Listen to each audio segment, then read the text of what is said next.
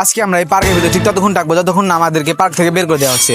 চলেন শুরু করা যাক। আমরা প্রথমে টিকিট কাউন্টারে গিয়ে 7 জনের টিকিট কাটলাম। তারপর আমরা টিকিট নিয়ে পার্কের ভিতরে ঢুকলাম। পার্কের ভিতরে ঢুকে দেখি আমাদের জন্য সুপারম্যান মামা ওয়েট করতেছে। তাকে সালাম দিয়ে যেতে দেখি আমাদের জন্য আবার ডাইনোসর মামা ওয়েট করতেছে। তো তারপর তাকে সালাম দিয়ে আমরা চলে গেলাম আমাদের প্রথম রাইডে, যেটা কিনা ছিল মিরর মেজ। এখান থেকে টিকিট কাটার পর আমরা ঢুকে পড়ি মিরর মেজে।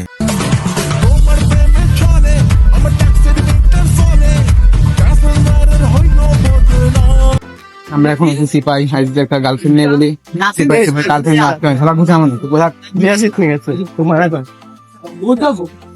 গাইস यहाँ देखो গাইস আমরা এখন সিপাই কিন্তু আমাদের কাছে কেউ নেই ওর দিকে আছে আমার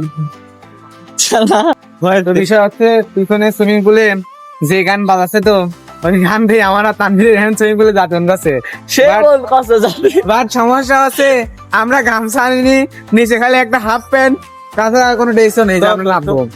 বিষয় হচ্ছে দুঃখের বিষয় হচ্ছে এই নক আউটটি খেলাম বাট সবকিছু বন্ধ, নক আউটের কোনো সিস্টেম নাই।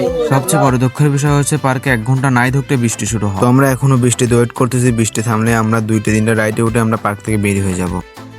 তো গাইস একদিনের জন্য আমরা বাচ্চা হয়ে গেছি। এদিক দিয়ে আরো হোসেন আছে, ইমরান আছে, তো বিষয় হচ্ছে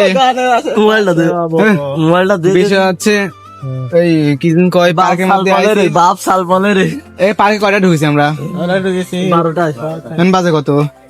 বোম্বা ছাড়তে বাকি করতে 3:30 সময় তো দেখতেছি তো 3:30 বাজে গেছে। এই একটু জ্বালা ক্যামেরা লাগে এই আর কি। আরে তো উপরে একটা জিনিস দেখো, আচ্ছা ভাইস্তি কাজ ফোন গেল, ভাইস্তি উপরে বাদ দে দে জুম কর।